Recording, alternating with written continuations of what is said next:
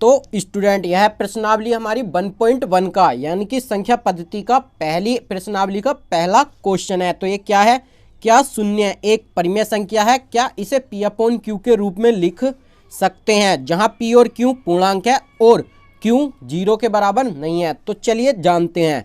तो देखो हमारा 0 कुछ इस तरह से होता है, तो हम जानते हैं हम किसी के भी बटे में एक लिख सकते हैं, यानी कि किसी भी संख्या के बटे में एक लिख सकते हैं। तो देखो इसके बटे में एक लिख देंगे।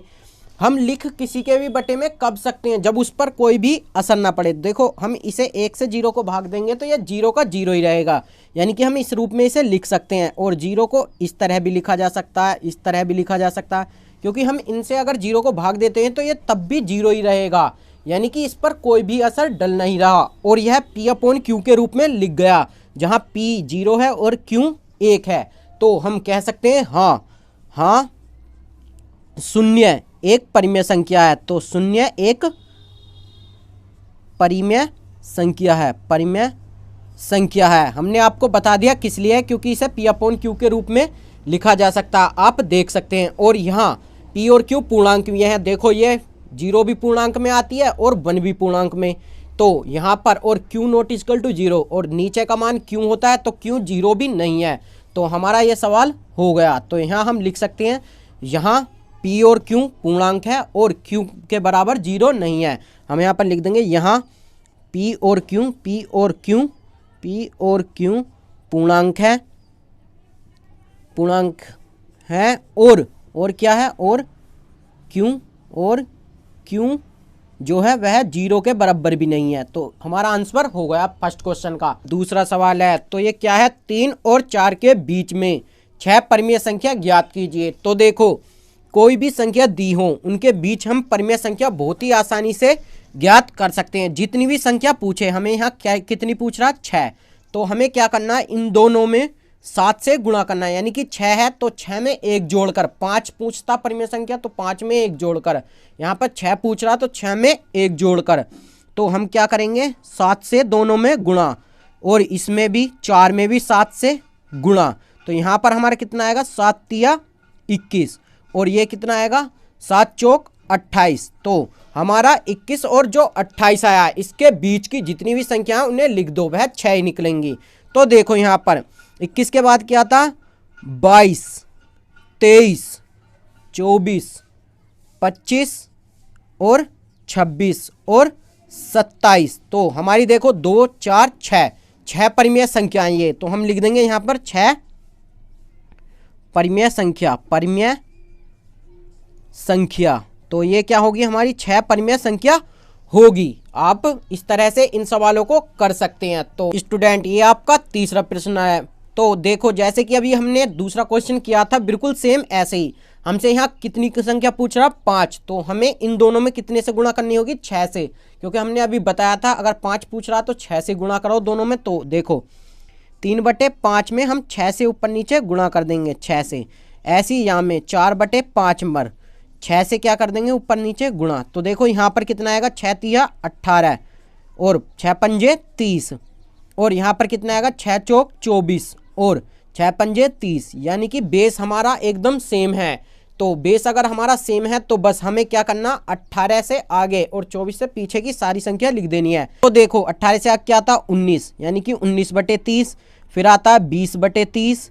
तो बेस तो सेम ही रहना, 21/30 और 22/30 और 23/30, और क्या आ जाएगा हमारा 24 तो आएगा नहीं, क्योंकि 24 और इसके बीच ही संख्या हमें लिखनी है। तो 2 4 और 1 5, तो हमारी ये 5 संख्या होगी। तो हम यहाँ पे लिख देंगे 5 परिमेय संख्या, 5 परिमेय संख्या। तो ये हमारी 5 परिमेय संख्या होगी। तो इस तरह से आप सभी परिमेय संख्या बहुत ही आसानी से निकाल सकते हैं। क्वेश्चन नंबर 4 है। तो इसमें 3 प्रश्न हमसे किए गए हैं। नीचे दिए हुए कथन सत्य है या असत्य, हमें कारण के साथ उत्तर बताना है। तो पहला क्या, प्रत्येक प्राकृतिक संख्या एक पूर्ण संख्या होती है। तो चलिए सबसे पहले इसे ही देखते हैं। प्रत्येक प्राकृतिक संख्या एक पूर्ण संख्या होती है, हमसे यह पूछ रहा, यानी कि हमारी प्राकृतिक संख्या क्या क्या होती हैं।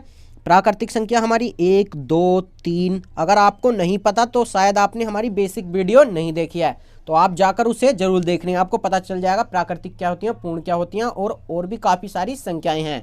तो देखो प्राकृतिक संख्या हमारी ये होती है, यानी कि ये क्या कह रहा, प्रत्येक प्राकृतिक संख्या पूर्ण संख्या होती है, जबकि पूर्ण संख्या क्या होती है हमारी 0, 1, 2, 3, 4। तो देखो जो प्राकृतिक संख्या वे सब पूर्ण संख्या होती हैं, क्योंकि आप देख सकते हैं जो भी जितनी भी प्राकृतिक संख्या वे क्या हैं, पूर्ण संख्या में यानी कि आ रही हैं, यानी कि जो प्राकृतिक संख्या वे सब क्या होती हैं, पूर्ण संख्याएं हाँ होती हैं। तो हम यहाँ पर क्या लिखेंगे, हम यहाँ पर उत्तर लिख देंगे हाँ सभी प्राकृतिक संख्या पूर्ण संख्या होती हैं। तो हम यहाँ पर लिख देंगे हाँ सभी प्राकृतिक संख्या, सभी प्राकृतिक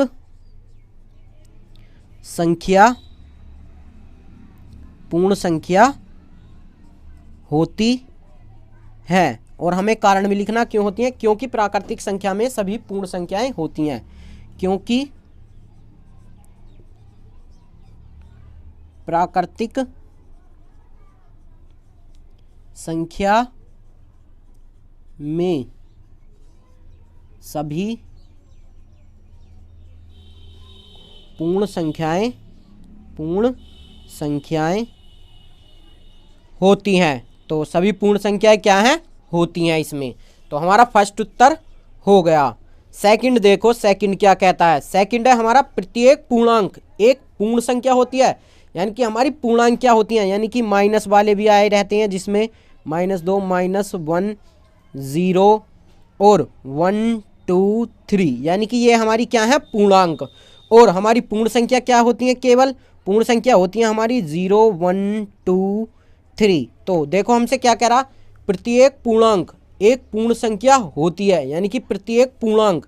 तो ऐसा तो नहीं है क्योंकि सारी की सारी पूर्णांक पूर्ण होती हैं, क्योंकि हमारी पूर्णांक तो माइनस में भी होती हैं, जबकि पूर्ण संख्या में हमारा माइनस नहीं होता है। तो हमें उत्तर मिल गया यहाँ से कि सभी पूर्णांक पूर्ण संख्या नहीं होती। तो हम यहाँ पर आंसर डाल के दूसरे का लिख देंगे। तो ये क्या हो जाएगा, प्रत्येक पूर्णांक पूर्ण संख्या नहीं होती, संख्या नहीं होती। तो हमें कारण भी लिखना है, तो कारण हम यहाँ पर बता देंगे, क्योंकि -2 एक पूर्णांक है, एक पूर्णांक है, परंतु पूर्ण संख्या नहीं है। तो ये हमारा उत्तर हो जाएगा। अब देखिए, अब हम क्या देखेंगे, तीसरा, प्रत्येक परिमेय संख्या एक पूर्ण संख्या होती है। तो परिमेय संख्या क्या होती है हमारी, हमने बेसिक वीडियो में बताया हुआ है, जिन्हें P/Q के रूप में लिख सकते हैं, यानी कि बटे में। तो देखो 1/2 हुआ, ये परिमेय संख्या है, लेकिन पूर्ण संख्या तो नहीं है, क्योंकि पूर्ण हमारी 0, 1, 2, 3 ये होती हैं, जबकि परिमेय हमारी 1/2, 2/3, 3/4 ऐसी संख्याएं हमारी परिमेय संख्या होती हैं। तो यहाँ पर भी हम लिख देंगे कि जो यहाँ पर क्या लिखेंगे, परिमेय संख्या पूर्ण संख्या नहीं होती। और हम यहाँ पर बता देंगे कि परिमेय संख्या 1/2 है, परिमेय संख्या 1/2 है, परंतु पूर्ण नहीं है, पूर्ण संख्या नहीं है। तो हमारे इसके सारे क्वेश्चन हो गए हैं, इससे पहले के हमने और वीडियो में बता दिए हैं, तो उन्हें भी जाकर आप जरूर देखें। Thank you for watching this video.